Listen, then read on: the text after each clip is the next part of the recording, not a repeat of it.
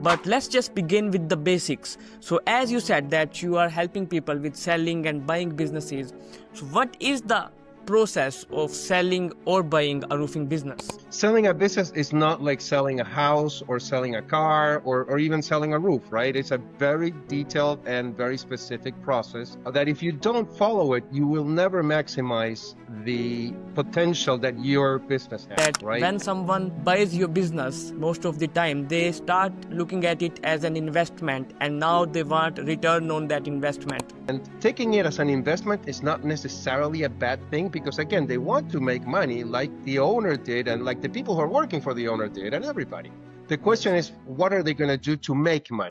What are the things that makes a business transferable? Great question. Great question. The number one thing that you have to look at the business to do evaluation and to see if it's sellable, number one is EBITDA. How much money the business makes. It is what it is. If you don't make money, you don't have a business, you have a hobby. I take this company to 10 million, 20 million or 5 million and I have an offer on the table. I'll consider that and I will have no problem in accepting that if it is a good offer. But at the same time, there is a group of roofers who say that I will never ever sell my roofing business because I am creating something for my family or a legacy that I want to continue. Fortunately, they're actually called the 5 Ds of selling a business, and then they all start with D: death, disease, divorce, and what have you. But you were not planning to sell the business. So if you're not planning to sell the business and all of a sudden you have to sell it, well, you're not going to get the same amount of money if you were prepared for selling it or not. So give me 5 reasons someone should not sell their business. First of all, you shouldn't sell the business if you're in your 30s, 40s, and you still have a long way to go, right? So don't sell it at the beginning, because if you sell it at the beginning, you're probably not going to get the most out of it, and now you become an employee of whatever company you sell to. So what are the things a roofing business owner should be concerned about when we talk about these agreements specifically? Okay, great question. The first thing you need to be concerned about is who is the buyer, because that's going to tell you whether it's going to be the good or bad in the deal, right? So you really need to research the buyer and don't rely on a nice fancy website, okay? Then how do you see the market in roofing, particularly in the next 10 or 20 years? The roofing industry is a very fragmented industry. There's a lot of very small players, okay? And that is very good when you have a consolidation strategy. Like I said, they buy more than one company. They buy several companies. So that means that they want to invest in the business because eventually there's going to be a lot fewer players, and those fewer players are going to be a lot bigger. What are the common terms that a roofing business owner should know if they are considering to selling their business? Okay, EBITDA is one of the least understood terms by sellers, and I'm going to talk about that a little bit in detail. So EBITDA is actually earnings, E, before interest, tax, depreciation, and amortization. EBITDA. Okay, what does that mean? That's what the business makes in cash for the owner. My last question to you would be, what do you feel are the mistakes that you made as a broker that costed you some opportunities, and how did you fix them later on in your career? Hey everyone, welcome to the latest episode of the Roofing Millionaires podcast, the only roofing podcast where we don't promote anyone and we don't sell you anything. In this episode, we are sitting down with Claudio Vilas from the Roofing Biz Broker, and hands down, this episode is pure value for you if you are looking to sell your roofing business, or even if you are not looking to sell your roofing business. Do like and subscribe to our YouTube channel if you want us to bring more roofing experts like this on the show who can help you understand your business better. Let's dive in. Welcome to the Roofing Millionaires podcast, Claudio. It's great to have you on the show today. How are you feeling today, and how's your life going on in Florida, I guess? Yeah, Florida's great. I'm feeling very enthusiastic. It's been a great year for me from a professional point of view, and I just couldn't be happier. It's like everything is coming to a point where, you can basically live your life the way you always wanted to, and that makes me very happy. Okay, perfect. So just for the audience to have a context about who you are, would you briefly explain like how was your childhood, from where did you start and where are you right now? Like what is your background story? Sure, I don't want to bore anyone, so I'm going to make it short, okay? But I was born in Argentina. I'm from Argentina. I lived there most of my life. Then, when I was a teenager, I came here to the US and I did high school here in Fort Lauderdale, Uh, very near to where I am right now. And then I went back to Argentina, did college there. I graduated in marketing and uh, started working with Johnson and Johnson, and that uh, basically was my only job. I've always worked with J&J over 20 some years. But before that, I forgot something really important. I created an English teaching institute when I was 18, and I sold it when I was okay, 26. So that was okay, my first big experience on entrepreneurship. And that's what I really, really like to do. So when I joined J&J, I kind of like sold out to the corporation, and uh, it was too hard to leave because you kept getting promotions and perks and stuff. And it's always like, okay, I'm going to leave my entrepreneurial dream a little bit down the line and wait a little bit. Then I had kids, life happens. But by the time I turned 50, I said, this is it. I don't want to do this anymore. I don't want to be with a corporation anymore. And I uh, decided to leave and really do what I wanted to do, which is what I'm doing right now, which basically is helping people exit their companies and get the most for their companies, but not only from a financial point of view, uh, moving on their legacy and helping them keep that legacy that they created. I'm a very big fan of small business. uh, And I believe that the small business owner is a very, very hard thing to do, uh, mostly because you have very little support. People will not help you, and you have to make a lot of decisions that will affect your well being and your people's well being. So, if you care for the people that you work with and you are the leader of the business, you know that many times you have to make decisions and you don't know what's right or what's wrong, right? So, you could be a perfect decision or could be a horrible decision, and you find out, down the line. And that's going to affect you personally, of course, financially, but it also can affect the people that you work with, which is terrible. And if you have an idea that most businesses don't survive the past 5 years, that uh, tells you how hard this thing is. So I wanted to honor them. And the best way I found how to honor them is to help them exit the right way. So that's what I did for many years. uh, And then one day I decided that I would focus on the roofing industry okay, for many reasons that we can discuss in the next few minutes. But I wanted to focus in one place and become the expert of that industry. uh, And I did that in 2023. So from 2023 to today, I took all the experience that I had in other businesses in my professional life, and I'm pouring it here into the roofing industry. perfect. And thank you so much for sharing all of that with me. You know, Claudio, the reason I was so obsessed to have you on this show is because I landed on your website and I saw there that you are someone who is trying to carry the legacy from one business owner to the other business owner, like from the seller to the buyer or purchaser. That is one thing that I see most brokers or most people selling or buying businesses, they forget, and we will come back to that later on. But let's just begin with the basics. So as you said that you are helping people with selling and buying businesses, so what is the process of selling or buying a roofing business? Great question. Great question. Because selling a business is not like selling a house or selling a car or even selling a roof, right? It's a very detailed and very specific process that if you don't follow it, you will never maximize the potential that your business has, right? And one of the reasons why I was drawn to this industry is because I did see that there's unfortunately too many bad players out there that, Yes. promise everything to the owners, and the owners don't know when they're selling what to actually look for, and they get blindsided by the, gold that they're being offered, and they don't know they're actually not going to get it. So there's a process for that, and I have my own process. I call it my structured sales approach. And Hmm. every business that I sell goes through the same process, and that's designed so we can maximize the number of offers that you get. And Okay. the reason for that is because the more offers that you get, the higher you can charge for the business. Just like anything else is supply and demand. If you have 10 people fighting for you and outbidding each other, you're going to get a lot more than if you just get one guy that calls you and say, hey, I want to buy your business, and you just deal with him, on one-on-one basis. So the process is simple. It's not simple, but I'm going to make it simple. Okay. The first step is we do an analysis of your business, a deep down analysis of your business, what's working, what's not working, and very honest analysis as well, right?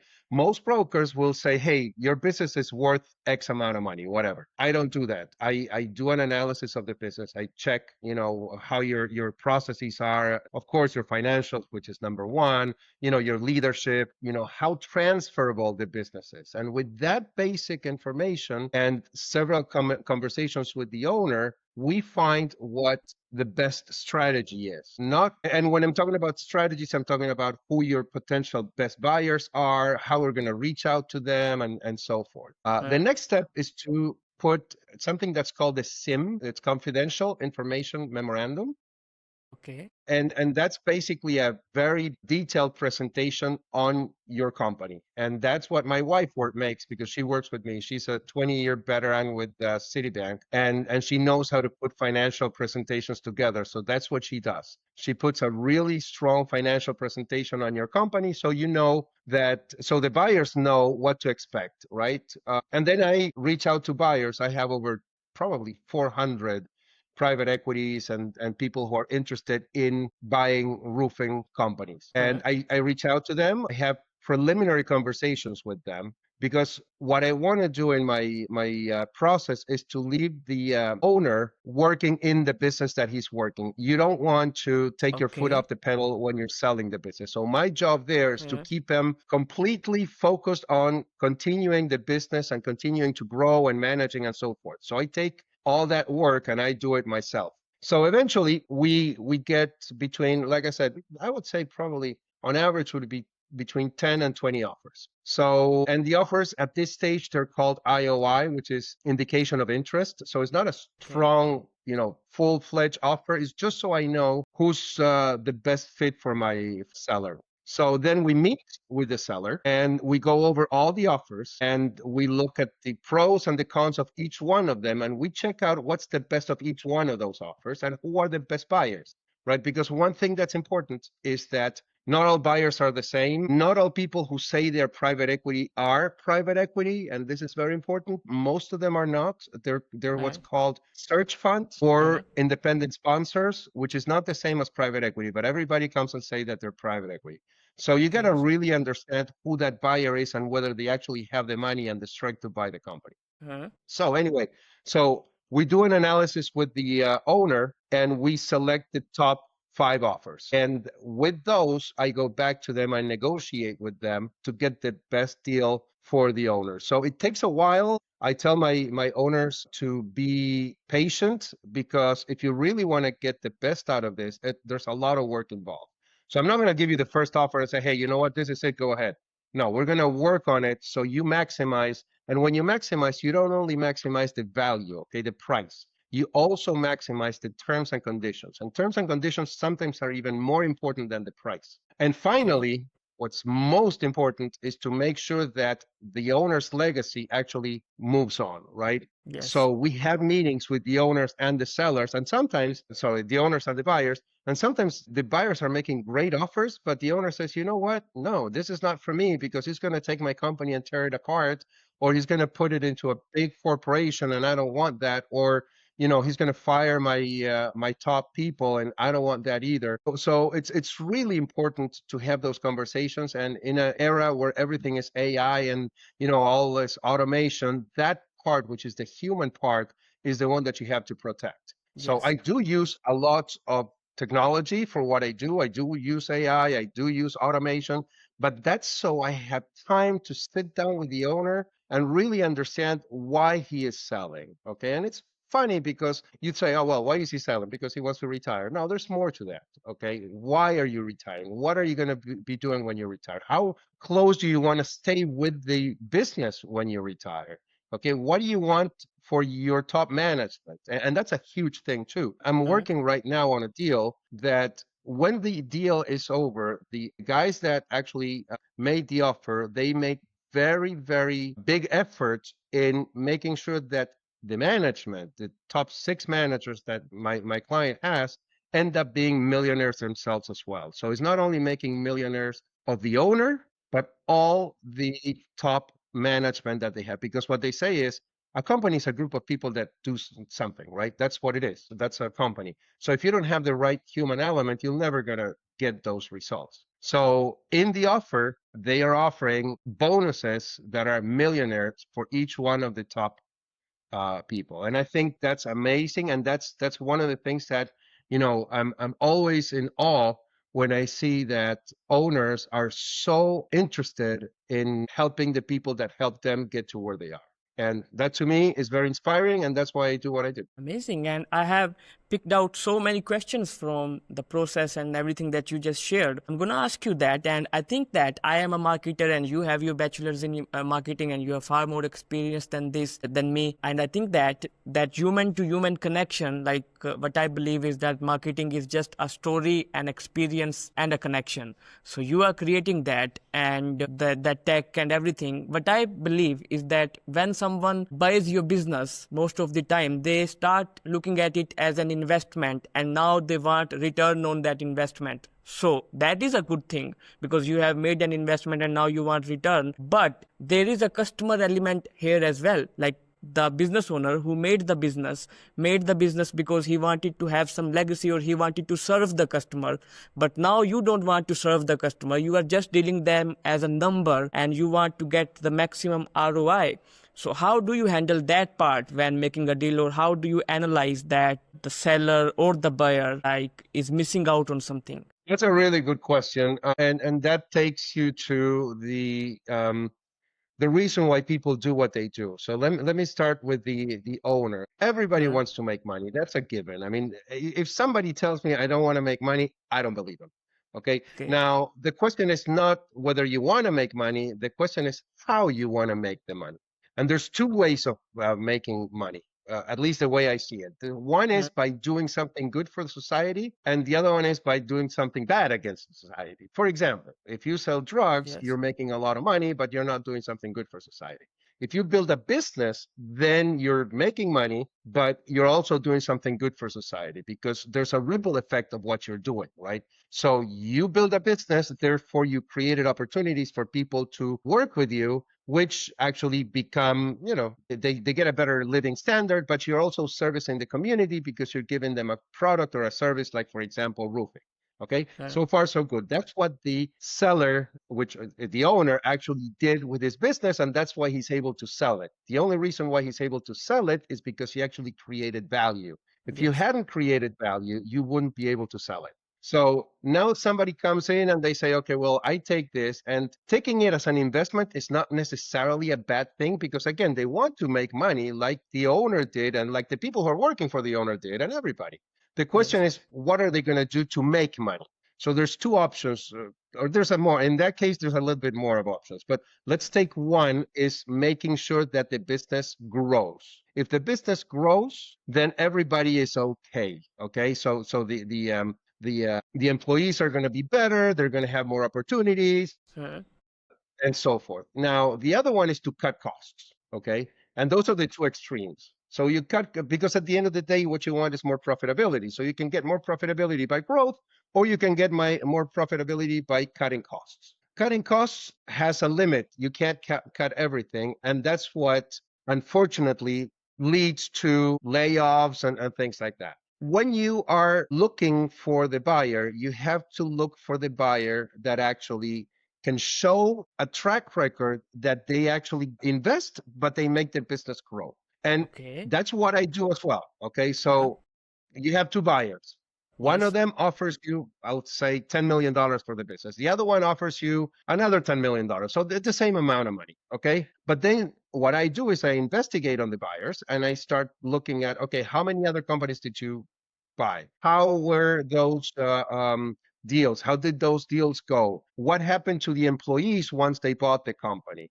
And some companies are going to be really good for employees, and some companies Mhm. are going to be really bad. Like, for example, my personal experience with Johnson and Johnson. I love Johnson and Johnson. I worked with J&J for over almost 24 years. Okay, and it's one company that I would recommend anybody to work with.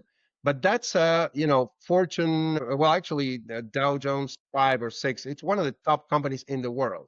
Now, J&J is not the same as other companies in that same place, okay? So you can't just cut them with the same, mold. They're different. Some people are very interested in their people, and Mhm. J&J, for example, has a thing that's called the Credo that I learned about it when I joined them, and I really lived by that Credo. And I'll tell you about it too, because it's a really interesting thing. And Okay. some companies are just there to drag people through the mud and make it work. So my job is to find the buyers that have the money, that want to invest, but they're also very interested in what's called the human capital of the company. If you're Mhm. not doing that, you could have all the money in the world, but you're not going to be buying the companies that I'm selling, because most of my clients are Mhm. interested in that human capital. So that's it. We have, and I could tell you, if it wasn't because I have NDA signed, I could tell you a lot of examples of, some decisions that were made where financially it wasn't the top offer, but humanly it was. And that's how we went with the seller. Perfect. You also mentioned earlier in the interview that there is something that makes your company transferable. So what are the things that makes a business transferable? Great question. Great question. The number one thing that you have to look at the business to do evaluation and to see if it's sellable, number one is EBITDA, how much money the business makes. It is what it is. If you don't make money, you don't have a business, you have a hobby. So the number one has to be that. But to make it actually transferable, there's several steps that you need to take. The number one is the owner should not be the do all, end all in the business. The owner Okay. needs to be kind of like an investor, outside of the business. The Huh? less attached you are to the business, the more valuable the business is because it's more transferable. Number two, your management you need to have leadership. You need to have people who will continue the business after you're gone, and that they have the capacity of doing it. They have the knowledge of continuing, and of course the independence to do it. So you need to have a really good leadership. The third element is processes and procedures. A business, again, is a kind of like a machine where humans are, passing something through a process, and then you get an end result. Whether it's roofing or it's restaurants, it's the same thing. That's what you do in a business. So it has to be in writing. You have to have very strong SOPs, and that's a third level. The fourth level, and I'm not doing level. The fourth element, I would say, Hmm. is about the marketing and sales. You need to have recurring sales. Okay, many owners unfortunately come to me at the end of a year that's a great year, and they say, "I want so much money because I had a great year." Well, what was it the year before? Well, no, it wasn't that great. Okay, and then 3 or 4 or 5 months later, as we're selling the business, the peak starts coming down, and they wanted to sell at the peak. Hmm. We're dealing with professional buyers. They can see through that. Okay, they can. And that's not good. So you want a stable, either stable growth or stable sales, but you want something that's repeatable. Okay, the marketing and the sales also have to have their own procedures. Okay, so all of those are what makes a business transferable and sustainable. I talk a lot Hmm. about sustainability. And sustainability not from an ecological point of view, sustainable, the business sustainable. Yes. That's a different story with the ecological. But one thing that's very important when you're looking at your business is, can I find ways of having repeat customers? Okay.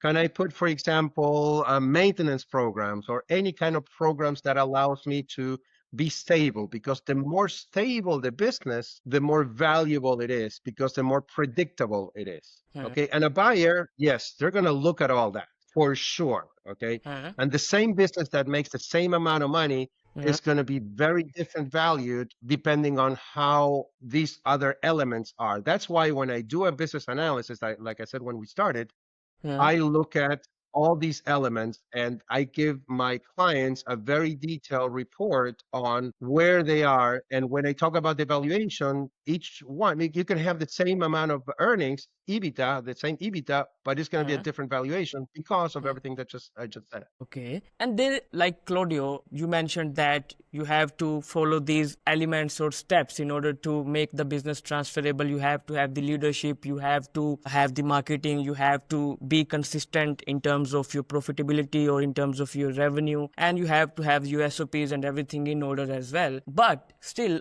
when I sit down with roofers, I have two kind of roofers. One who say that I'm building this thing to sell it, or I won't have any problem with this. Like if I take this company to 10 million, 20 million or 5 million and I have an offer on the table, I'll consider that and I will have no problem in accepting that if it is a good offer.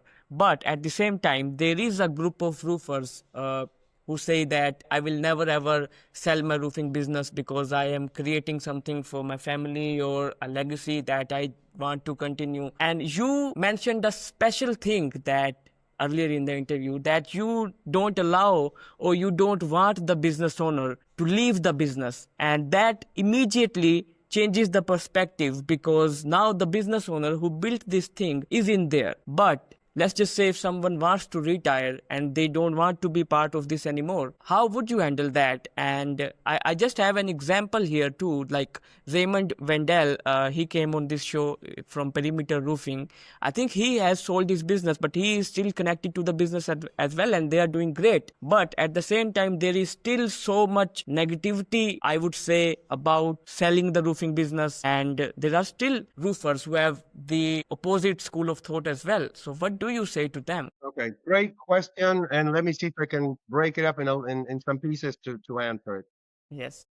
The first thing that I would say is that it doesn't matter if you want to sell the business or not. You have to have it ready for sale. The reason for that is because most of business, and this is not only roofing, okay? It's in Yeah. business in general. Most businesses are sold without actually having planned to sell. Okay, the reasons for selling a business, unfortunately, are typically reasons that are beyond the owner's control. Okay, for Yes. example, you get cancer, you Okay. die in an accident, you have a divorce. All those reasons, unfortunately, they're actually called the 5 Ds of selling a business. And they all start with D: death, disease, divorce, and what have you. But you were not planning to sell the business. So if you're not planning to sell the business and all of a sudden you have to sell it, well, you're not going to get the same amount of money if you were prepared for selling it or not, number one. So that's, I would say, an insurance, if you will, for you. Yeah. In case you have to sell it, you have to be ready to sell it. Okay. You don't have to, but you're not going to get the same amount of money if you have a fire sale. Okay. If you're ready and everything's going, you're going to get more money when you have to sell it. And I'll give you an example Yeah. that happened to me a couple of years ago, where I got a phone call from an attorney that was working on a company where the owner was almost 80 some years old, really, really old guy. And he had left the business to his son, and the Yeah. son unfortunately dies in a car accident. So he built the business, his son was running it, and now unfortunately he has to sell it, and he's 80 years old. And I said, okay, well, let me try it, and I start asking questions about the business, and the business was just not ready to sell, and we could not sell it. And now you have a guy that has been retired for 20 years, probably, having to go back to the business because he wasn't ready to sell it. And unfortunately, that's not an exception to the rule. It's the rule when you're selling businesses. Most people sell businesses when they don't want to, number one. So be ready to sell the business whether you want to sell it or not. Number two, selling the business doesn't mean that you have to sell to an investor or private equity. I literally am working on one of my businesses today that he says, I want to sell my business, but not to private equity. I want to sell it to another roofing company. So I'm Okay. reaching out to roofing companies that, because he says, I want somebody that knows the business, not somebody that comes with a spreadsheet and an Excel file and tries to manage it from New York, here. And that's what I do. That's very valuable, right? So just the fact that you're selling the business doesn't mean that you're going to just sell out. Okay. And then there's all these horror stories that everybody hears about when private equity buys and all that. Well, if you actually dissect those horror stories, and that's why some people are reluctant to sell the business, most of the horror stories are because people did it on their own. So they got somebody offer them and said, yes, go on. And they didn't have the right team. One of the things that we work is to give you the right team, an attorney, an accountant, a wealth manager that will, a tax experts that will allow you to actually sell the right way. But when private equity comes and says, I want to buy your business, you don't even know if they are private equity. I said that before. Many of them are not. So that's where the horror stories come. When it's a planned sell, when it's a process, when it's the seller understanding that process, knowing what he's reading when he reads an LOI, the chances of a horror story are much smaller. Never zero, but there's much smaller. So people who are reluctant to sell just because they're afraid, they Yeah. shouldn't. It's just like anything else. You got a plan. People who don't want to sell because they want to leave it to their family, that's fantastic. But you know that there's very good ways to leaving it to your family or to your employees. There's things like, call it, for example, ESOP, right? Where basically is the owner selling the business to his own employees. Okay. So the employees can become part of the business, but you do it using a figure that's called ESOP, and that will allow them to transfer the business far better from a tax point of view and organizational point of view. So the truth is, Mohammed, that you are going to leave your business no matter what. You're either Yes. going to I die, agree. you're going to Yes. sell it, or you're going to lose it. But you're going to sell. Eventually, you're going to exit it. And the difference is whether you do it on your own terms or on somebody else's terms. And if you're not prepared, you're going to do it on somebody else's terms, not on your own, right? So preparedness is extremely important. And when you've been working with a business for 20 years and building it, making the wrong decision at the last, yard of that field, it's terrible. You don't want to do that. And, you need to work with people who know what they're doing. You need to have, because you know how to sell roofing. That's great, but you don't know how to sell business. And guess what? The people who are buying your business know how to buy business. So you're fighting a David against Yeah. Goliath kind of thing. And unfortunately, business owners, not only roofing, Yeah. business owners typically, and I am included in that, and you probably are included in Yeah. that, we're all Yeah. type A personality. We don't want to say that we don't know something. So we love to feel like we know everything, but we Yes. don't. It's hard to be humble, but you have to be, right? Because the small letter, the small letters in the LOIs in the purchase agreement can Yeah. have a devastating effect on your future wealth or not. Okay. Now, one more thing. What I Yeah. said is I want the owner to be taking care of the business while I'm selling it, not Yeah. after I sell it. Yeah. Okay, once we sell it, the owner is going to be there probably for 6 months, depends, 6 months to 2 years to do a transition.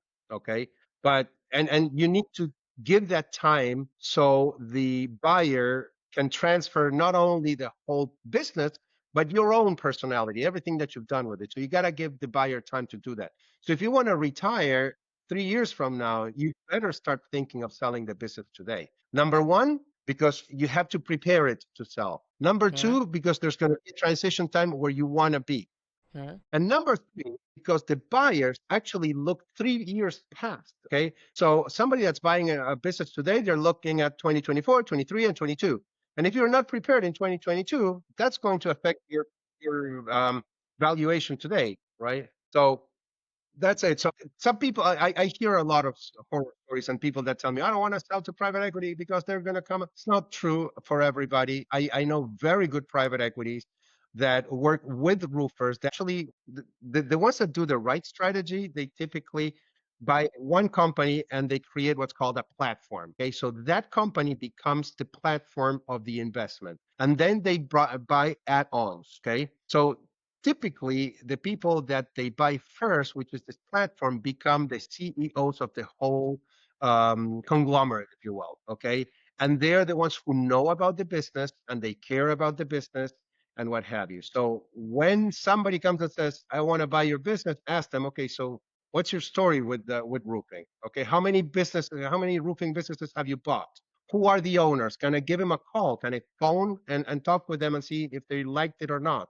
What are you going to do with my company? Are you going to keep my employees? Or are you not? What are you going to put on the table for my employees as well? So again, it's much more complicated than people think. And unfortunately, because there's a lot of money coming into the industry, Uh, there's a lot of shenanigans that happen. So you get people that offer you a lot of money and they say, sign the LOI here. Once you sign the LOI, you're their hostage. Okay. You can't get out of it until they decide whether they want to buy it or not. And they're going to tell you, oh, this business is worth $10 million. And you sign the LOI for $10 million. And then they do the quality of earnings, which is one of the analysis that they do.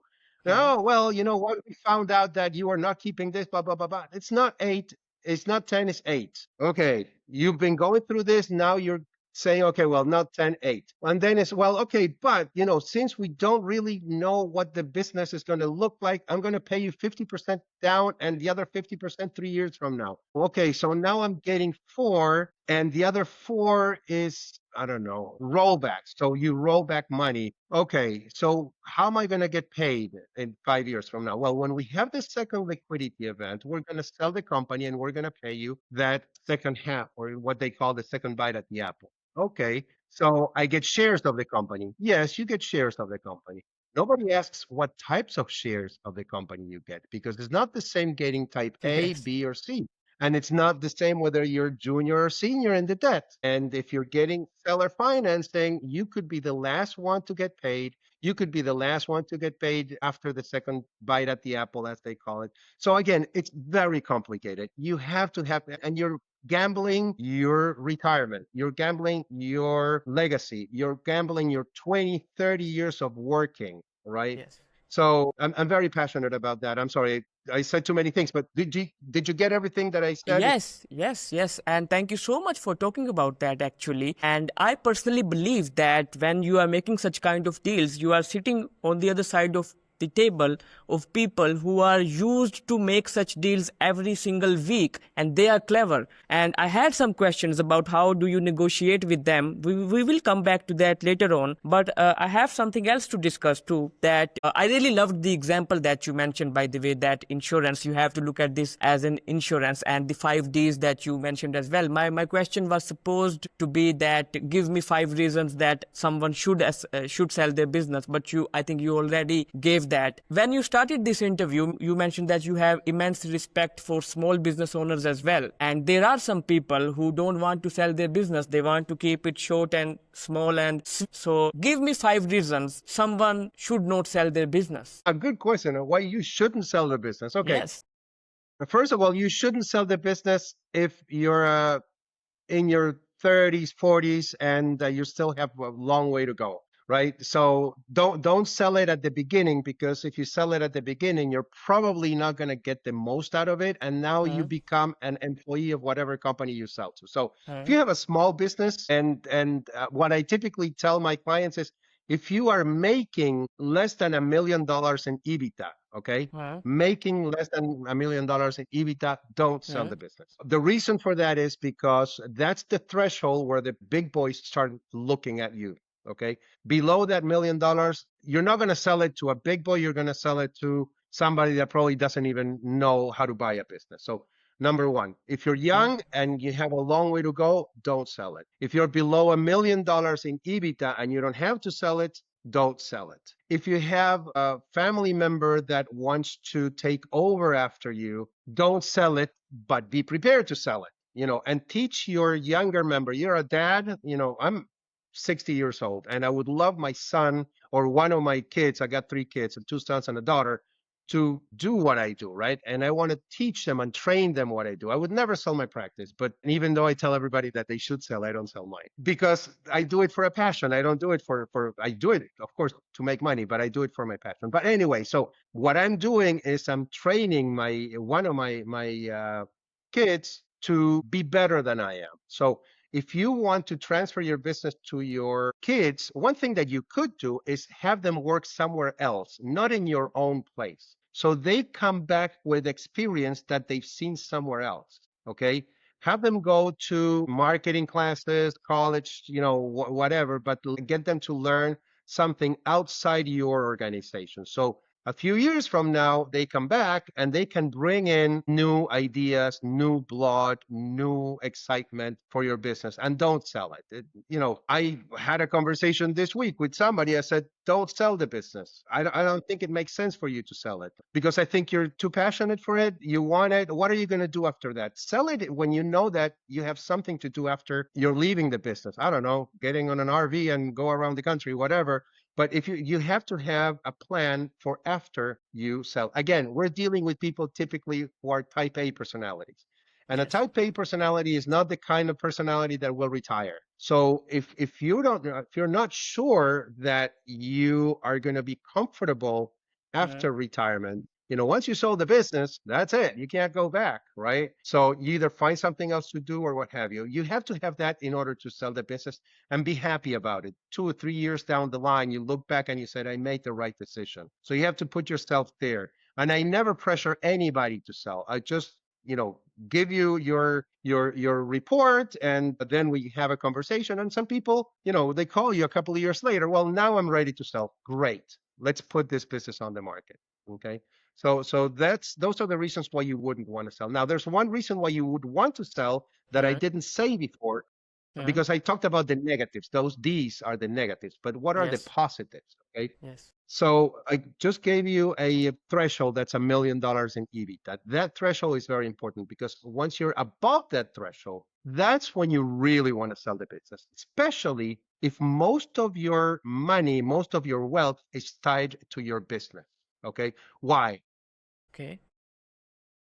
Your business valuation teeters on your EBITDA. Okay. Mm-hmm. So if you have a business today that's giving you $1 million or more a year, that's a business that's going to be valued, I don't know, $5-6 million. So that's your wealth. That's your money. Okay. That it is there, but it's invested in your business. If most of your money is invested in one egg, then your risk is very high because should anything happen, okay, and we've had so many crises. We had the COVID crisis, we had 9/11 crisis, we had the housing crisis. We don't know if we're going to have or not a tariff crisis. We can have I mean, you can't predict the future, right? It's impossible. So if you have a business that makes about $1 million a year and most of your wealth is tied to that $1 million, Uh, okay, and for some reason that goes down, your whole wealth comes down. So you're in a believe it or not, it doesn't look like it, but you're in a very precarious situation.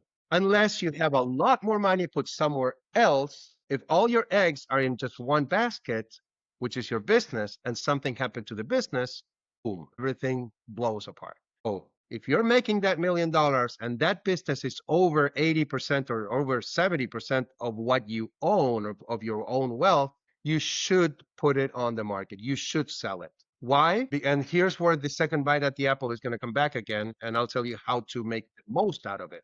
You have to sell it and get somebody else to come in. So let's suppose they pay you $5 million for the business. Okay. So now I have $5 million in my hand, not in the business. I can put those $5 million in less risky investments. Okay. But I can take a part of that and put it back in the business. That's the rollback. Okay. So let's suppose you take out of the 5 million, you take 4 million and you put them all really safe, and you know that nobody's going to be able to touch it, safe investments. You take 1 million and you put it back in the business. That 1 million is going to be coming in as a rollback. So, or earnouts or what have you, but basically rollback is what you want to look for. Okay. So you put back, you're buying stock. It's just like if you were buying stock from, I don't know, Coca-Cola or whatever, or Johnson & Johnson, you're buying stock of this company. Okay. Now, again, be very careful on what type of stock you're buying, what your situation versus the other investors are. And that's where, the right attorney can help you navigate that. That's the people that I work with. We put the deal together so you actually get the second bite at the apple and you don't get the horror story. But if you have the right buyer, with the right rollback and the right terms and conditions, remember when we first started, I told you terms and conditions are yes. sometimes even more important. Okay. So this is where it comes in. You put the money back into the business. And that $1 million, if you have the right buyer, that could turn into $10 million down the line. Okay. So 5 years from now, when the second liquidity event, which is a fancy word to say second time I sell the business, uh, when that liquidity event happens, now you have $10 million coming in. And I'm giving you an example. Could be five, six, Yes. whatever, but you grow it several times. So now you had a payday of $4 million and another payday 5 years down the line of $5 million or whatever. So you double the money that you had. And guess what? It's not about how much money you double, it's the fact Mhm. that you're doing a lot less risky because you have the money here. Should this part never happen, you still have this money. Okay. Okay. So think about, sorry, I just get on my soapbox. Do you have any question? No, no, you can continue. Yes. Okay. So the way I typically tell sellers about selling their business is think about taking the unknown and making it known. What do you mean by that? Okay. So here's what I see. You're making $1 million this year. Next year you might make another $1 million. The next year you might make another $1 million, and so forth and so forth. Let's suppose it's a 5x valuation, which is a typical average for a roofing company. So you're going 5 years in the future and saying, I think I'm going to make $5 million because every year I'm going to make a million, but I don't know. It's unknown, right? So I believe I'm going to make it, but I don't know. Okay. I take the unknown and I say, I sell it to somebody else and they give me all that money today. So I'm turning that unknown into a known. And I Mhm. know that now all the cash flow that I would have in the future that I didn't know if I was going to get, it could be more, it could be less. But now I have it in my bank. Okay. So now I'm sure I have it. And what do? I take a piece of that and I reinvest it. And now this is my unknown. My unknown is like this. My Mhm. known is like this. And I'm a very conservative kind of guy when it comes to investments because I hate losing money. So any business owner that built a business should think about it this way. You don't think about your business as an investment many times, and that's not right because the buyer is, like you said before, is going to look at it as an investment. You should look at it as an investment. I look at my house as an investment, and I don't look at my cars as an investment because my cars are, to me, it's a waste of money to have a car. So my house is an investment because it appreciates, right? So same thing with my business, right? You have to, and you also need to know where you are in valuation. It's healthy to do a valuation every year, for example, and see where you are, okay, and whether you're good, bad, or things are needed to change. So that's what I would say to somebody that's reluctant to sell the business, but they have most of their money in their business. It's Mhm. not a safe place to be, unfortunately. And like I said before, I could tell you many horror stories about that. Many. Just think about it. Imagine if you were right before COVID, okay, and you were Mhm. thinking of selling the business a month before COVID struck. Okay. You know how many people I had in that situation at that time? Let's say they were, oh, I'm thinking of selling. I might sell, I might not. And then boom, the whole COVID thing explodes. Especially if you are restaurants, for example, people went bankrupt. And many of those people were actually thinking of selling the business and they never had a chance to, right? So life is a balance between risk and reward, Mhm. and you really need, if you want to have a happy life and stress free, you need to find a balance between the risk and the reward. There's always, it's important to take some level of risk. If you don't take some level of risk, you're never going to advance. It's like, Stephen Covey says in the 7 habits of highly effective people, you always want to be a little bit beyond your comfort zone, right? You don't want to be in your comfort zone. But if you're way too far into the comfort zone, that's when stress comes in. That's when your heart starts beating too fast, and when you have a heart attack. So if you have a balance between what you are betting on and what you have in your pocket, that's great. And when we started this conversation, I said, I'm in a place right now that I'm very happy, and that's because I'm Yes. in that place. I'm always pushing forward, but as I push forward, I leave things behind. So I'm not betting everything. When I was younger, I actually bet everything, okay, because I was able to recover, okay? It's not the same when you're 20 that, you start with nothing, so you have nothing to lose. But once you have things to lose, once you have a family, in the case of a business, you have employees, you have clients, you have, business associates. You want to protect yourself and them. I agree. And to sum this up, I would say that what I got from you is that if you are someone who can't just sit down at your home and relax, you are passionate about it, you don't have to sell your business. And if you are selling your business, it is not something that you don't take seriously, because a single thing in the agreement or in the deal can ruin your life. And speaking of that, you have mentioned 2 or 3 or more times about the agreements and about the shares. So, what are the things a roofing business owner should be concerned about? Let's just say they are not dealing with the broker, and an equity company has just reached out to me, and I am a business owner and we are trying to conclude a deal. So speaking of all these little errors that you can make, because roofing business owners, most of the time, they don't have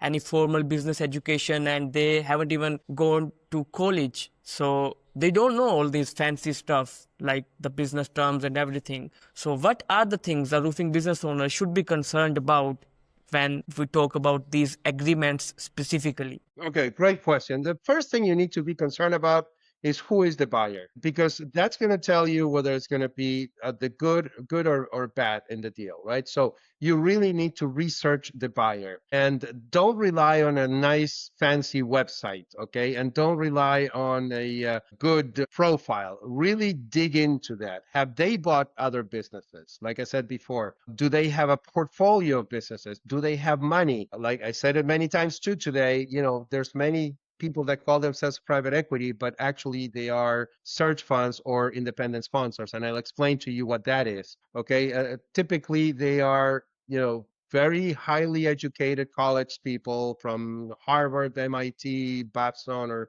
whatever college, that they have people that they can reach out and ask for money. Okay. So they look for deals, and then they turn around and they look for the financials or financiers of the deal. So that's a search fund or an independent sponsor. They don't have the money to buy the business. They're going to go and look for it. So if they make you an offer, and sometimes those offers are really good, like I said before, ask them. And that's one of the things that I do. The first thing I say is, okay, show me proof of funds, right? So you have to have proof of funds. Number two, show me what else did you buy, what your story is. Just like if you were going to hire somebody, you want to look at the resume and check and mark, you should do that, okay, with the buyer. Okay. That's number one, because if the buyer is not a good quality buyer, everything else is going to fall apart eventually. Number one.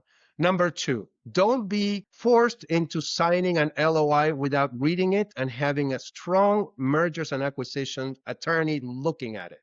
Like, for example, when I do my deals, I Right. never sign an LOI that doesn't have most of the terms that we're going to have in the APA when we close the deal. Because once you have signed the LOI, you typically have an exclusivity period where you can't go to anybody else and try to get another buyer. Okay, the buyer has you by the neck, if you will. Okay, so and that's when they're going to start chipping away at the valuation. Okay, so and then when you get to the signing of the agreement, which is APA, asset purchase agreement, when you get there, if you don't have the main terms and conditions negotiated and reps and warranties and all that negotiated at the LOI level, that's where they're going to again, little by little start chipping away at your rights, because you have to be aware of your rights as a seller. Okay. So do not, under any circumstances, sell your business without a good attorney and a good accountant. Not your divorce attorney, not any kind of attorney, your cousin, your uncle. No, a attorney, because they know the terms. And remember, you're Right. fighting David against Goliath. So, and you will get dinged if you don't do this. Okay, but you're going to be less dinged if you have good buyer, a good quality buyer. You're going to be really dinged if you have a bad buyer. Okay. So, of course, it might sound self serving, Mhm. Don't do this without a broker. You can't do this. I mean, I have always this example, right? If you go to YouTube and watch the gurus, they'll tell you can do it, right? The same thing as if you go to YouTube, you can watch a heart surgery. Now, just because you watch a YouTube of heart surgery, you're not going to go and open somebody's chest. Same thing here, right? Or I would never, put a roof on a house because I don't know how to do it, right? That's why you have the Yes. people who know. You're gambling way too much by trying to save a little bit on what a broker is going to charge you to sell your business. The broker, if it's a good broker, well, it's me or somebody else. It's not about me only, but find a broker that understands you, that understands where you're coming from, what you want to do. Put a plan together. Make sure you stay in the business while you're selling it. Don't let it fall because again, this happens too often. And if you are the one selling your own business and doing it yourself, believe me, it takes months to do it. And to do it right, it might take a year or two because you want the right buyer, you want the right deal, you want the right legacy transfer. Okay. So my advice is don't do it alone. If you want to do it alone, good luck to you, but at least make sure that you have the right team on your side. And I don't see any reason, like the stuff that you are talking about, I don't see any reason that someone shouldn't hire a broker if there are good brokers like you out there. And I want to ask you, like, when you are emphasizing too much on this agreement, and I know it's a really sensitive matter too. So what is the most weird experience or something that you saw in a deal or in an agreement that you missed, and you consider that it was the most weird thing done by the seller and you just had to mitigate it? I'm working on one of those problems right now. Of course, I can't tell you who they are or anything like that, but I Yes, can tell you the definitely. gist of it. And I'm going to change Yes. the valuation as well. So there was this client of mine that he received two offers, and they're both the same valuation. Okay, the same valuation, and he wanted to go to offer A. Okay, why he wanted to go to offer A? Because they were the nicer guys, and he liked them, and they had good relationship, and blah blah blah. But when they made the offer, this was a company that they didn't have the money. They had to go search for it, and they took 4 months, 5 months to get the money. And when they came back with the offer changed dramatically. And now the second part of the apple, the second bite at the apple, in the terms that they had, it said very small that the seller would get his part after everybody else had their share, the investors, the managers, everything, and they had to And grow this is the double. delay. This is deal A. This is Okay. deal A. Okay. So they had to grow double before he got a penny. So if the company didn't double in size in the next 5 years, he would get zero on that. Okay. Valuation is one.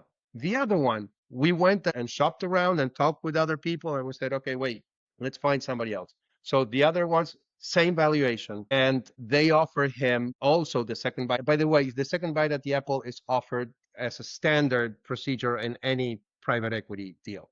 Okay. But in this case, he was on top of the list. He would get paid before anybody else. Number one. Number two, the company showed all their deals before and how much money they exited for. And they gave us a phone number of every single seller that they dealt with so he can go and sorry, and call him up and be confident that this happens. So if he had been on his own and I wasn't there with him, he would probably have gone with the first one, not even realizing what he was Yes. getting into. Now he's got something, and we're probably going to be closing very soon, and that's the deal. That's why you have to be so careful with the terms and conditions and who the buyer is. Neither one is in this case are bad buyers, but the deal was bad. The deal was not right. So thank you for sharing that. And another thing is that, like you just mentioned before, that these guys are Harvard graduates and they have these business degrees and like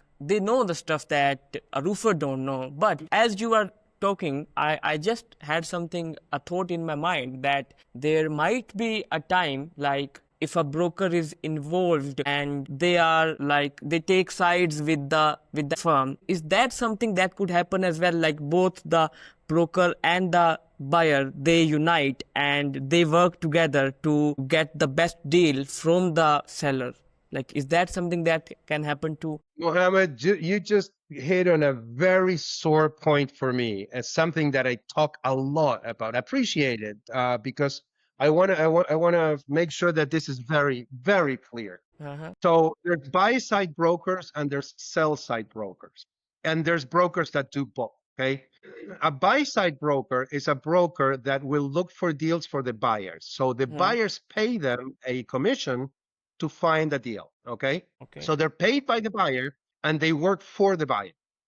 Okay, Okay. and I work with many of them. First of all, I want to say I don't have anything against anybody. Okay, independent sponsors, buy-side brokers, private equities.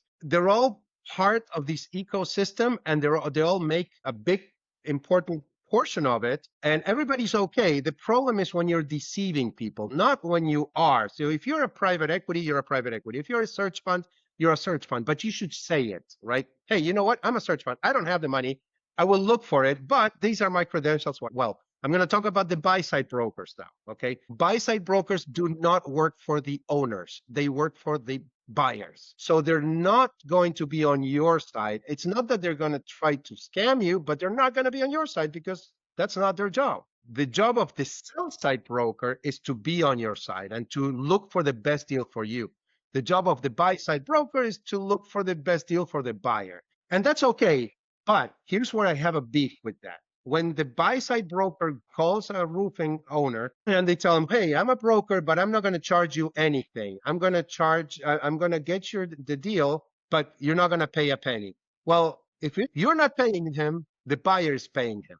And if the buyer is paying him, they're not looking out for your best interest. Yes. And I said, I work with buy-side brokers and I send them deals and I represent the seller and they represent the buyer and we have a good relationship and that's not a problem. My problem is when they call an owner and say, save your payment to a broker because I can do that for you.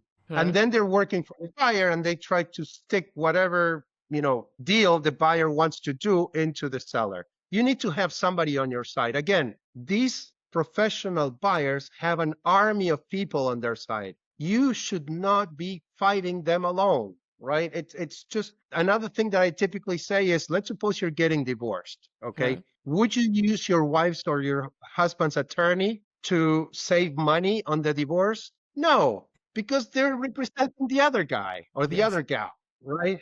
It just makes no sense when this happens. But people think, oh, I'm going to save, the commission. So I'm going to do it. Well, yeah, you're going to save the commission. You're probably going to lose a lot more than the commission that you're saving. That's what I say. By the way, I know all the buyers. Okay, I know the buyers. I know which buyers pay commissions, which ones don't, and I have already had conversations with all of them that I don't take commissions from the buyers. Not because I'm a magnanimous person. It's because I want to make sure that I'm not biased. So I work for the seller. I get paid by the seller. I could sell a business to some company that pays commissions on the buy side, but I don't get paid that. I tell them not to pay me. Because if I did that, I wouldn't be true to my word. And to me, your word is so much more important than money. That, I could do a great deal, make a lot of money, and then I'm not going to make any more money because people will see through that. People see through who you are.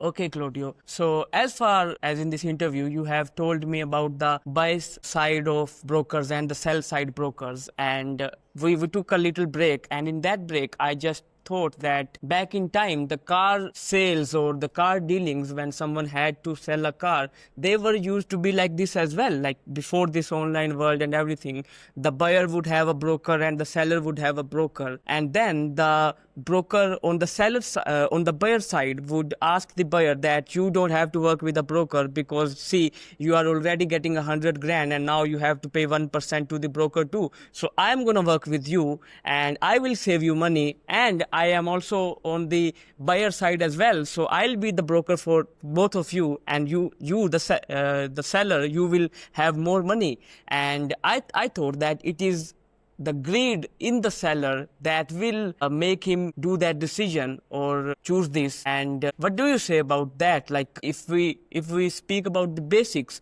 it is a lot about how we used to sell cars or how we used to sell the homes, we can say as well. So it's a lot like that too. Yeah, there are some people who do it themselves or do it with the buyer broker, and I think they're doing themselves a very big disservice. Okay, and again, the reason for that, this is not selling a car and it's not selling a house. There's a lot of moving parts. Most deals don't close. Most deals, like 80% of deals, never close. And you want to have a backup. So let's suppose you have somebody that calls you and says, hey, I got a buyer for you, and I'm not going to charge you anything because they're getting paid by the buyer. Okay, you go through all this.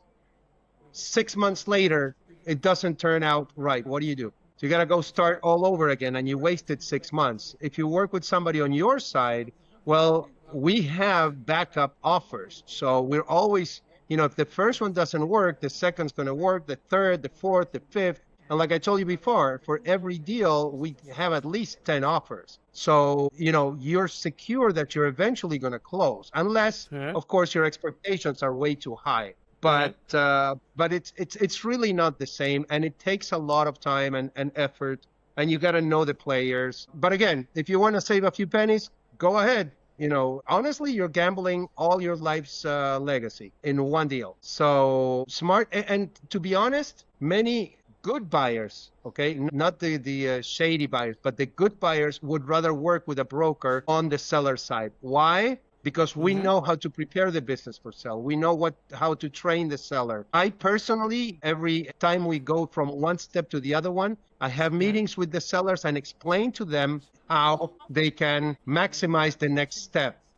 I teach them the jargon, okay? So they know, what an EBITDA actually is, what adjusted EBITDA is, what APA is, what an LOI is, what to look for in all those. So a seller that works with a broker is a seller that is educated, okay?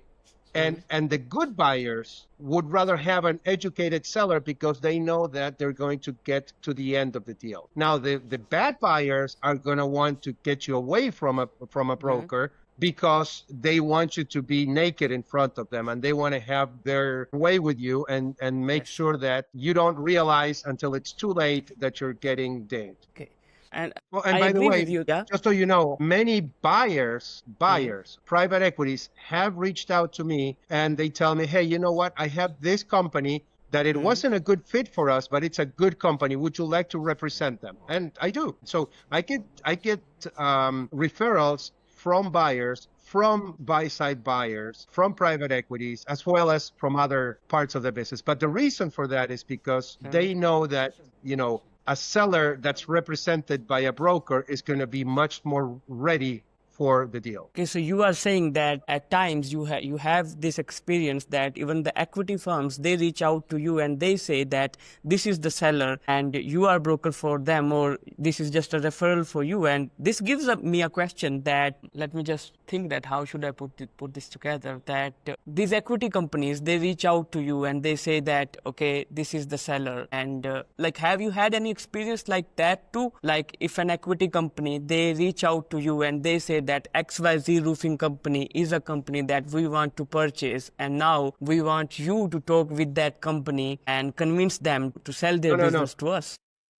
No, that's not the case. The case is, let's suppose one private equity reaches out to a company directly, not with me. They call them up, hey, you want to sell? Yes, I'd like to sell. They do the analysis, and the company, for some reason, doesn't fit what the buyer is looking for. It happens a lot because each buyer has a set of parameters that they focus on when they buy a company. Some people want to buy commercial, some people want to buy residential, some people want to buy retail, some people want to buy more insurance. The private equity has a strategy for acquisition. They don't just go and buy anything. Okay. They buy what fits their strategy. Like I said before, they typically find one platform and then they buy add-ons. Those add-ons are bought for a special strategic reason. It's not just buying anything, okay? So sometimes what happens is this buyer, this private equity, talks to a company, and the company is a good company, but it doesn't fit what they need strategically. So they tell them, hey, you know what? I'm not the right buyer for you, but you're a good company. I'm going to refer you to Claudio. And they send me the company. They send me those guys so I can find the right buyer for them. Again, it's not about having a lot of buyers, it's having the right buyer. And there's one right buyer for one seller. There's not going to be more than that. But to find it, you have to go through the process. Something that a business owner doesn't know how to do, doesn't have time how to do it, and basically doesn't have the tools to do it, right? So that's what I do. Or the connections, right? That's the other thing, connections. So sometimes, and I'm not saying this happens all the time, but I did get calls from a private equity saying, hey, I got this company. It's a really good company. They just don't fit into my current strategy. So just talk with them and find the right buyer for them. And that's what I do. That's why when I talk about the different actors, if you will, in this ecosystem, each one of us brings value to the ecosystem. The private equities, the independent sponsors, the buy-side brokers, the sell-side brokers. I work with other sell-side brokers as well. And sometimes we do a share commission, and because we can do better for the client. So that's what I meant. So sometimes they come to me and they say, hey, this company is good. It doesn't fit my strategy, but you might find a better buyer for them. Okay, now I get it. Before this interview, I was on your website actually yesterday, and I was trying to get an idea of how you are different from the other brokers, and that's how I knew about the legacy thing that you do, and that made me excited. Another thing that I read there was market trends. So you had mentioned about like you understand the market trends, and I don't know about this thing, that how it goes, but is it like a market too? Like you just spoke earlier that before COVID, people wanted to sell the business, but people did not want to sell the business, and the buyers wanted to purchase. But after COVID, there was more sellers and there were less buyers. So is it like a market too? And if it is, then how do you see the market in roofing, particularly in the next 10 or 20 years? Great question. Great question. Well, let's start understanding why there's people that are trying to buy roofing companies, and then we can say what's going to happen in the future. So the first thing is to talk about what's going on today and why there's so many private equities that are looking to invest in the roofing industry. The roofing industry is a very fragmented industry. There's a lot of very small players, okay? And that is very good when you have a consolidation strategy. Like I said, they buy more than one company. They buy several companies. So that means that they want to invest in the business because eventually there's going to be a lot fewer players, and those fewer players are going to be a lot bigger. Okay. So right now, depends on what you read. You can say that there's between, I don't know, probably 70 to 100,000 companies today that are roofing companies, in the US. Okay. Out of those, most of them are just mom and pop shops, one truck, one guy. But the ones that are popping up and going over that $1 million that I was telling you are the ones that are ripe for purchasing. So the reason why private equity is buying these companies is because they see that if they buy many of them and they consolidate, they can do a much more efficient business, and then they can sell it to somebody else. So there's different levels in the market. Okay. What we're talking about here is it's what's called the lower middle market, okay? Lower middle market. That's where you start with the $1 million or more in EBITDA. So the reason why they're buying them is because when they buy them and they aggregate EBITDA and they lower costs, they can resell it for a much higher price, okay? And that's what's happening today, and it's been happening for the last couple of years. Now, this is not going to last forever, okay? It's not going to end next year. It's going to take a few more years to mature, but this is a market that's maturing every day. So many of the private equities that had a threshold of $1 million in EBITDA are now at a threshold of $2 million in EBITDA because it's maturing. So if last year you could sell to private equity by, making about $1 million, this year is getting harder, and next year is going to be a little bit more difficult, and so forth, because the market is maturing. Now, I don't have a crystal ball. I don't know how long it's going to take, but it will happen like it happened in any or many other industries. Eventually it matures, and you end up with very large companies that have very large market share. Today, we're still in the infancy. There's still a lot going on. But what's going to happen is, if you don't sell in the next few years, to be honest, it's going to be very hard to compete. It's like now if you want to compete with Home Depot or with Lowe's, right? Imagine that situation. It's going to be more than just Home Depot and Lowe's, or I don't know, Ace Hardware or whatever. But there's going to be a lot less players. How many? I don't know. So if you don't sell now, eventually you're going to be fighting against really large corporations. Is it good or bad? Well, that's up to each one to believe. But the truth is that that's going to happen. I mean, I don't have any doubt that that's going to happen. So again, when I said if you're over $1 million in EBITDA, you should really think of selling, this is another reason for that. If you stay on this, there's not going to be much work in the future. These companies are investing a lot of money in technology, in AI, in drone technology, in how to be more proficient. They invest in marketing. They put millions of dollars because they're not looking at next month. They're looking at next 5 years, next 10 years, right? So that's the difference too between a business owner that owns his business and somebody that comes and looks at the business as an investment. They're going to eventually resell it to much more money. So that's the trend that I see. I see a lot more professionalization of the industry. I see a lot more use of technology and a lot less players. So again, it's important to know this because we tend to think that the future is going to mimic the past. I mean, our brains are typically wired to that. And you're always saying, hey, you think that things are just going to be the same in a year or so, and they're not. But your brain takes you there because the brain likes predictability. The brain likes to feel comfortable about the future.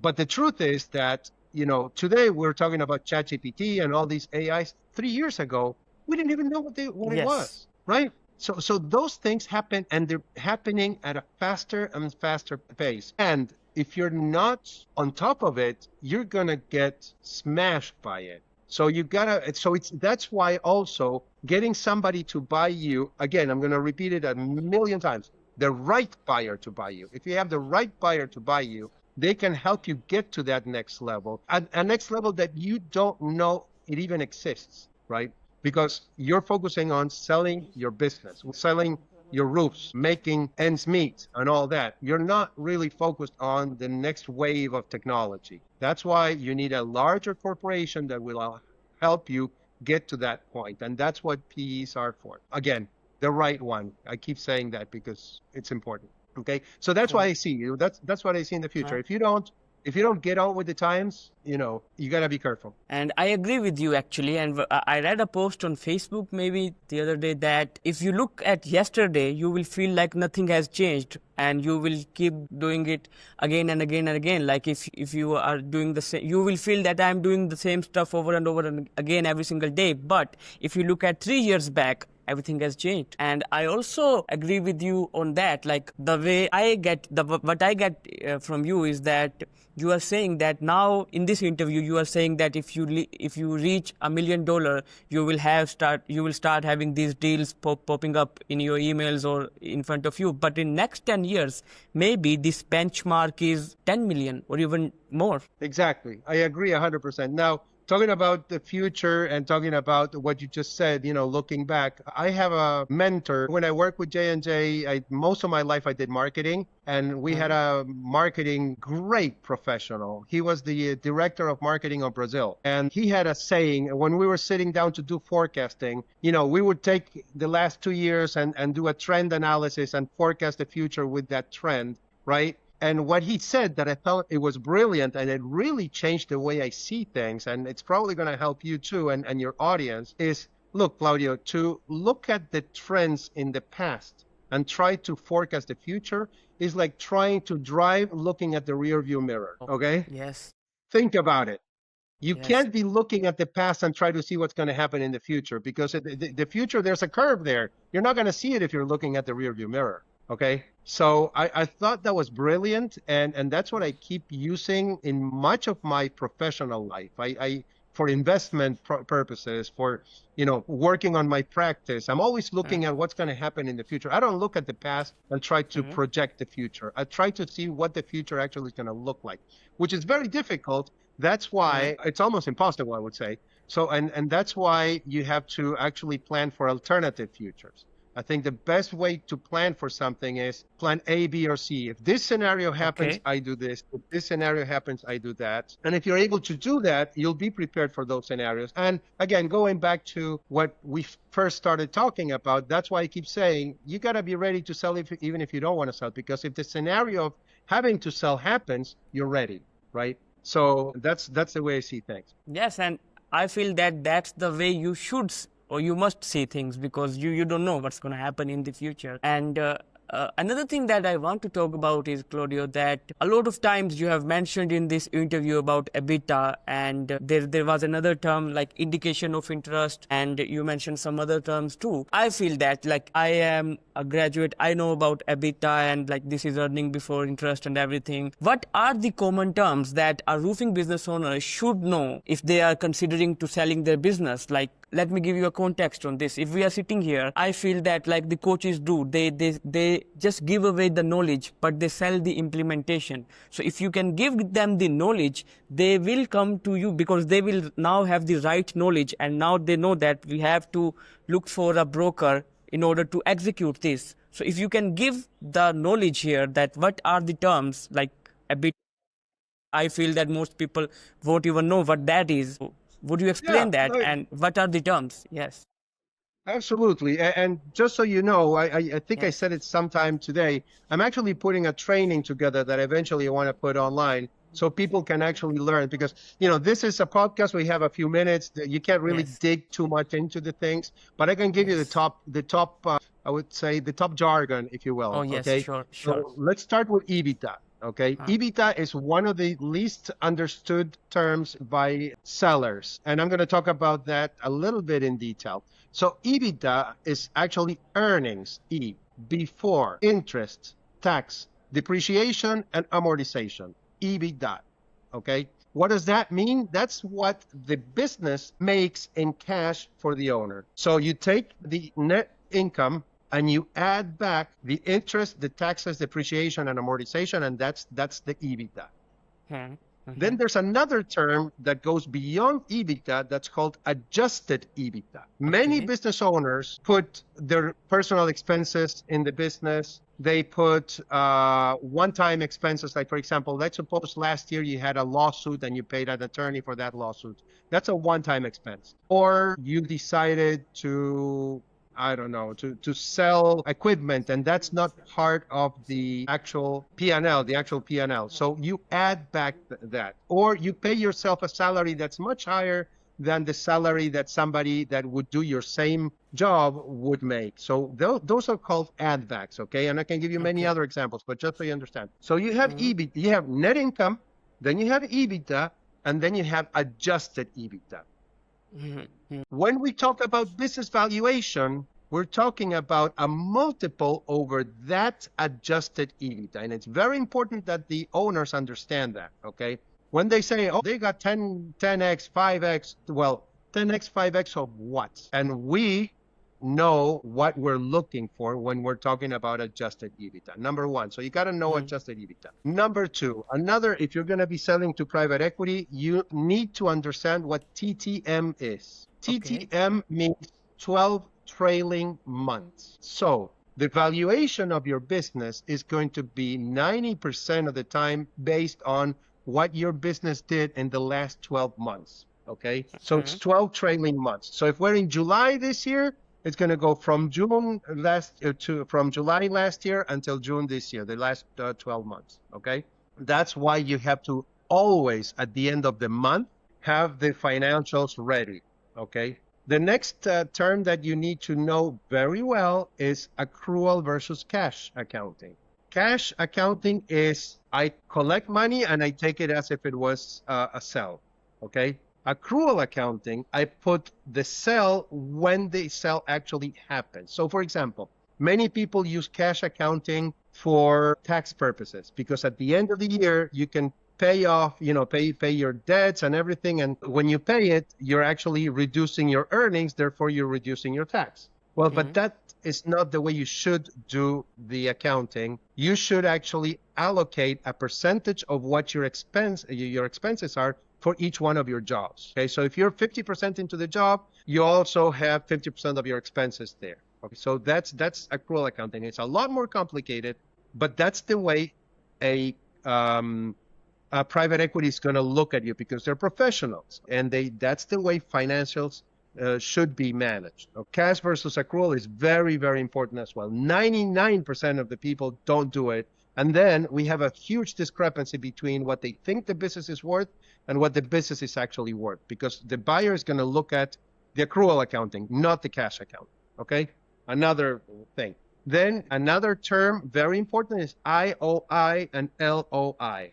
Okay. IOI is indication of interest. LOI is letter of interest. They're similar, but they're not the same. An IOI is a much shorter version of the LOI, where they give you just the idea that they're interested in the business, and they tell you how much they're expecting to buy and so forth. It's not really, it's just one page or maybe 2 pages. That's it.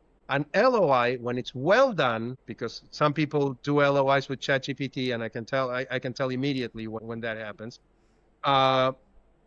When it's well done, it's a much more stronger document that will help you understand exactly what the buyer is interested in doing and how the closing is going to be. So this is very important. Tell my clients not to jump into an LOI, to have it reviewed by an attorney, have it reviewed by me, and make sure that we put as many terms as possible in that LOI. So when we get to the signing of the closing contract or of the sales agreement, we don't have to renegotiate anything. It's much better to negotiate when you have leverage than when you don't have leverage. Yes. Of course, right? Makes sense. But people are sometimes eager to sign an LOI. Some other brokers, they want you to sign the LOI because they want to just get the commission. That's it. No, you gotta take time and negotiate everything, because when you're negotiating that LOI, the buyer knows that you have other buyers in the horizon. So they're going to negotiate with you. Now, once you sign the LOI, if you go all the way to the purchase agreement and there's things to be signed, now the leverage is on the buyer, not on you. Okay? So LOI, IOI. Another term that people don't typically know is QOV. You see all these acronyms. QOV means quality of earnings. Okay? That's what the buyer does to understand if everything that we told them in the past is true. It's not due diligence, it's quality of earnings. Due diligence comes after the quality of earnings. So quality of earnings is typically accountants that will look into all your financials and determine whether the original estimate of what the business was making actually is true. Now, this is used by every firm that is buying a business that's $1 million or more in EBITDA. Some people will use it against you, and they will use it to lower the price that they already offered you before. Again, that's why you need a team on your side. If you have your financials reviewed previously with an accountant that knows about M&A, by the time you get here, you can push back if they try to lower your price. If you're not ready, you will get dinged, okay? So again, that's why it's so important to know all this. So now we did quality of earnings. After the quality of earnings, you go to the due diligence, DD, due diligence. The due diligence, depending on the size of the deal, is going to be more or less stringent, if you will. Okay. Sometimes due diligence takes 90 to 120 days, and they're digging into everything. And you have legal due diligence, human resources due diligence, insurance due diligence, business due diligence, and what have you. Sometimes things are less complicated and you take less time. So all of those, and the last acronym I could throw out there would be CIM, CIM, and I said it before. This is the Confidential Information Memorandum, which is what the buyers use to see if they're interested in buying your company or not. So all of those are, there's more, there's a lot more, but we don't have time for all of them. These are the most important ones. Thank you. APA, thank you. Forgot Yes. APA. APA is Asset Purchase Agreement. It's the final agreement where you sign your deal. And by the way, most deals are asset purchases. They're not stock purchases. If it was a stock purchase, it would be an SPA, Stock Purchase Agreement. But most deals are done on an asset basis, not on a stock basis. So you don't sell the stock of the company, you sell the assets, which is very important because it has implications on your on your taxes. Okay. And it also has implications on the liabilities after the closure. That's a lot actually, and thank you for sharing that. What I feel, Claudio, is that you had the marketing knowledge beforehand and you knew the pain points of your customers, obviously the roofing business owners. And there are brokers out there definitely who don't focus on these things. So we have talked about the roofing business owner sides of things too. Let's just talk about the brokers too. Like, what is the difference between a good broker or a bad business broker? If you feel that there are bad ones out there too. Well, there's always good and bad people everywhere, and there's some brokers that I admire very much, and I try to get together with them and try to learn from them. I am a member of the IBBA, which is International Business Brokers Association. I'm a member of the BBF, which is the Business Brokers of Florida. I'm a member of A-Source, which is an association of brokers that deal in the middle market. So I always try to learn from the people that I admire. I'm not, how can you say it? I'm not cocky enough to think that I know everything. I don't. I know that there's people that know more than I do, and I try to learn from them all the time. I could tell you their names and everything. Some of them I've worked with before. Some of them we've shared lectures and stuff. It's like everything else. There's good and there's bad.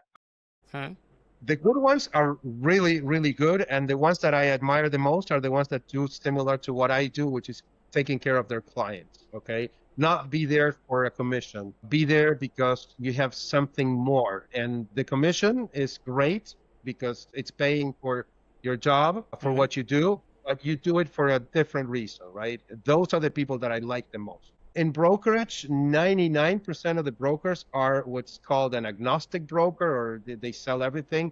So they will sell a roofing company today, a hair salon tomorrow, I don't know, whatever, restaurant or whatever. And I used to do that. I did it for many years, but I realized that that's not the best way I can serve my clients. Because when I prepare a SIM, remember, confidential information memorandum, I prepare it with industry knowledge. So I know the questions that the buyers are going to ask, and I prepare the answers in advance. I understand how, I know the buyers, because that's the other thing. For every company that I sold, let me see if I can say this correctly. Every buyer that I sold a business to has bought from me at least 2 businesses. So I know how they think. Okay, they buy more. Buyers, private equities buy more than one business. And the buyers that I dealt with, they bought more than one from me. Okay, because I get to know them and I know exactly what they need. And when I talk with somebody, I know which buyers are going to be more likely to buy them. When I was an agnostic broker, I just had no network. Every deal was a completely new thing for me. I had to go to the Biz Buy and Sell, to the Axial, or to other platforms and post those deals. Now I do post the deals, but I typically sell them to people that I already know. Like I said before, that they're good buyers. So that's the difference between working with somebody that knows the industry and somebody that is an agnostic. I mean, you can do either way, but I go to Winded Storm, I go to Roofbond, I go to IRE, I go to to all the different meetings, and I try to understand the business, and I get to understand the owners as well, because what happens is a roofer is similar to other roofers. Right, so there's traits that are similar to the industry, just like a restaurateur will be similar to other restaurateurs, right? So if you get to know the industry and you get to know the players and you get to understand what drives them, you can represent them a lot better. So that's why I decided a couple of years ago, like I said, in 2023, to focus in the industry. Now, there's a lot more for me to do. I don't think I'm even scratching the surface of what I can do. We're working behind the scenes with people that are going to be bringing more technology and what have you, because like I said when we started, I believe in technology, but technology is the one that's going to help you do the personal relationships. So that's it. That you can go, if you want to sell your business, what I would say is don't do it alone. Like I said, if you want to choose a roofing business broker, great. If you want to choose an agnostic broker, great. But choose somebody that's going to be on your side and that knows what they're doing, okay? That they've done this for a few years, whether it's roofing companies or any other companies, that they sold companies, that they the companies of your size. That's the other thing. It's not the same to sell a company that, I don't know, with $1 million in revenue than a company with $1 million in EBITDA, or a company with $50 million in EBITDA. There's different skills that a broker has to have for that. Yes, and I feel that most people, like responding to that part that you are specific for roofers, that most people want to take the outside in approach, like they want to go from 100 to 99 to 98. But I think the better approach is inside out. You should go from 0 to 1. You should be best for some specific people, and then you should move forward. And as we are heading towards the end of this interview, Claudio, I have two more questions or three more questions for you. But like, you have been in this market for last 2 years, like since 2023, you have dedicated yourself to roofing, and there is something like consumer behavior as well. And since you are talking about the technology and the human to human connection, and you know better than me that what is the change that is coming, because you are sitting down with the companies that are investing into this technology. But there is something as consumer behavior too. So what I feel is that, like, this is my personal belief, and you can correct me, that when you are specialized to a few group of people, like you are a small roofing company and you work with a specific set of people, that is a different kind of consumer behavior, and they won't be accepting any company that is backed by equity, because they are used to have this small group of company. But when this company is purchased by the equity company, now that connection will be lost, maybe, or maybe I am wrong here. But do you feel that the consumers, like the homeowners or the professional businesses who do commercial roofing, they have started accepting this as well, like the human to human connection? I think that if you have sold your business now, no matter how hard you try, at some point you have to focus on numbers, and you have to give up that connection part, because that requires too much of your time as a business owner. You have to spend time with your customers. So do you feel that customers or the homeowners are ready for this change? Yeah, I don't think they are. I agree with you. But, let's go back, I don't know, 50, 60 years when you didn't have or maybe more, I don't know when it was, but, you would go to the grocery store right, around the corner of your house. And eventually those grocery stores ended up being Publix or whatever supermarket, Rite Aid or whatever supermarket, Trader Joe's. That change happens because from a financial point of view, from an economies of scale point of view, it has to happen, right? Because it's too expensive to keep independent shops, if you will. Unfortunately, or fortunately, whatever you want to look at it, it's neither bad or good. It's what's going to happen. And, some people are going to resist it, which is okay, because I personally like the human contact, as you probably have guessed by now. But, I can't fight the wave, right? So the question is, are you going to try to fight it, or are you going to try to accommodate and just go with the flow? Like Darwin said, it's the survival of the fittest, or the survival of the most, the ones that can adapt better, right? You have to adapt to the current world. And unfortunately, that's the trend. Many buyers keep the name and the people in each one of the companies. So they don't change in general, they don't change the name of the company. They just work on consolidating the back end. So they consolidate the accounting, they consolidate the marketing, they consolidate the administration, but they leave the front end with the same name, with the same people, and so forth. A generation from now, 10 years from now, all those people are probably going to be retiring, and now the new person is going to be a corporate employee and what have you. Unfortunately, in the long term, I don't think this is going to happen in a year. Like I said, it's not like next year it's going to happen. But like with everything else, economies of scale are very important. And at the end of the day, when you have that happen, you lower costs and you lower the price that people pay for it. For example, let's talk about what happened with computers, right? Remember, well, you're a young guy. I'm 60 years old, so you probably don't remember this. But I remember the first computers you used to buy that were thousands and thousands of dollars, and they were a piece of crap. But you would pay for that, right? But at that time, you have all these different companies that they were creating these things. They were very entrepreneurial, and they little by little were consolidated. And what that did was to lower the cost of access. So now we have a cell phone, and this cell phone is far better than any computer I used to use when I was 20 years old. And it's a lot cheaper, right? Why? Because you have economies of scale. So as a whole, for everybody, although it hurts to lose something, you should focus also on what you gain. And you gain better prices, better service, faster service. Amazon is killing the small businesses, but everybody is choosing to buy with Amazon because it's more convenient. So, it's a balance, and unfortunately or not fortunately, the world evolves, right? And you have to go with the evolution of the world. So when you used to have, I don't know, 10 companies in one area, now you have 2 companies in one area. The owners might suffer, and they will suffer, but you can have more employees. So Amazon employs I don't know how many hundreds of thousands of people that probably used to be business owners. Okay, yeah, you can say maybe they're not paying them well. Well, that's a different story or whatever.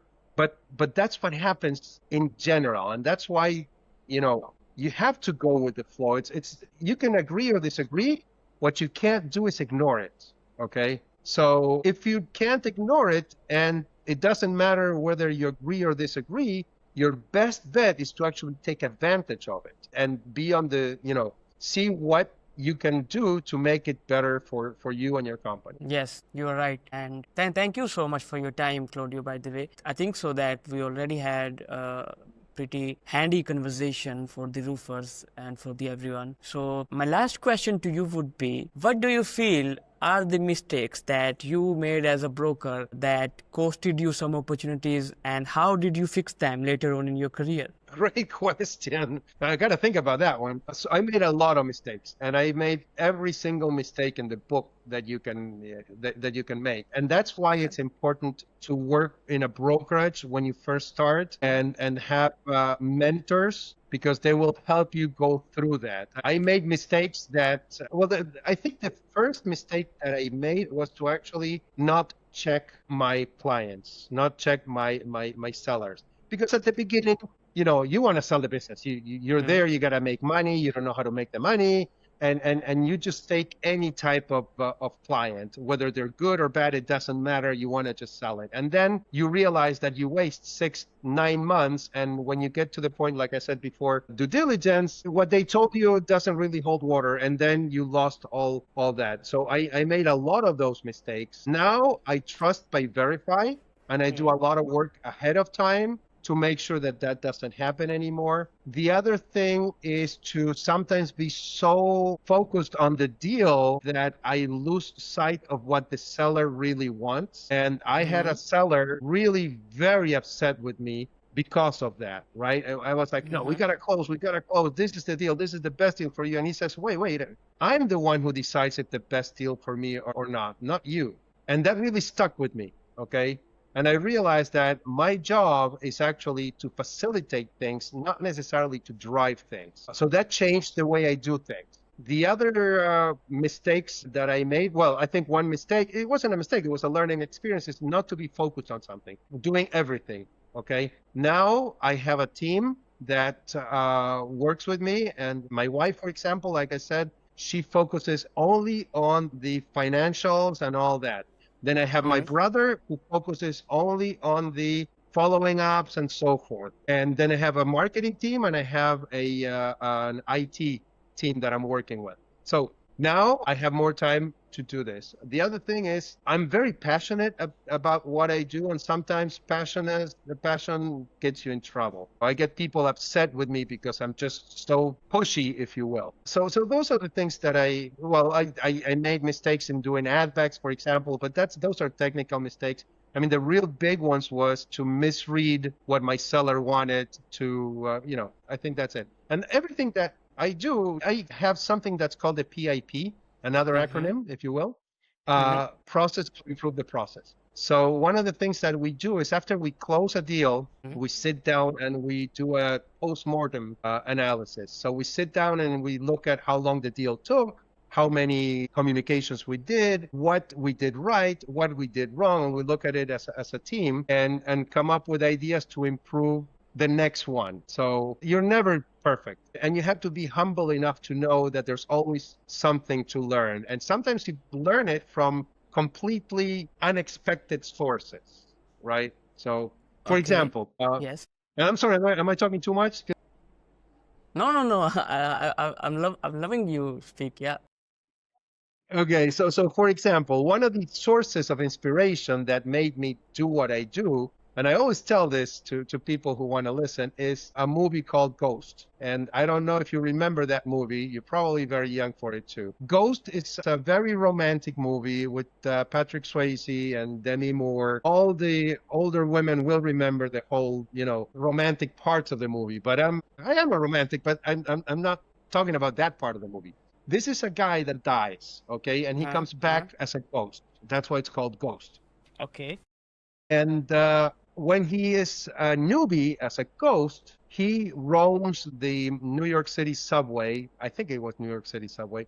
And he's just, going through the walls and, going through people because he's a ghost. So he goes through stuff. And when he's doing that, he meets another ghost. This is a mean ghost, okay, a bad ghost, the Mm-hmm. kind of Mm-hmm. ghost that do poltergeist, that he wants to scare people. So this ghost kicks cans around, pushes people around, leaves the doors open of the subway just to hurt people. And Patrick Swayze, the other ghost, is like, wait a minute, I can't do that because I'm a ghost. How can you do it when you're a ghost? And what he says is something that stuck with me and actually is the reason why I'm doing what I'm doing, being focused in roofing. He says, well, the difference is that I focus all my energy in the tip of my fingers. And with all my energy focused there, I can actually move things because all my mind and everything I do is focused on one point. Okay. So then Patrick Swayze goes back and tries to do the same thing. So there's a sneaker somewhere and he tries to push it, and it goes through and really focuses on it. And by the time he really focuses on it, he's able to move it. Okay. So that to me is the power of focusing on something. And that's why I focus on roofing. And that's why I think it's so important to do one thing and one thing well. I don't know where I came from that, but what came from that, but hope it's a good Yes, this story. this is this is a nice story, by the way, and I agree with you on that. A kind of yoga too, where you focus on water and you are able to move the water. I don't know what's his name, but the good thing is, like, I really loved this conversation, and one of the reasons is that you are such a nice speaker that every time I ask you a question, you break it down into pointers, and that is an amazing thing. And the other thing that I can see is that you have a book in your back that is the 4-hour work team fairs. I have it here too, but Yes.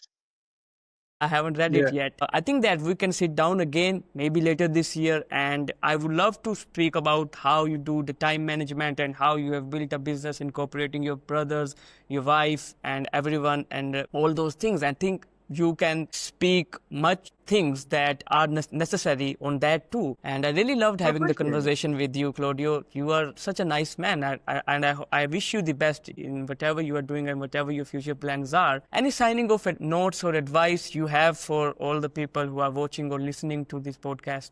Yes, I do. Enjoy your life.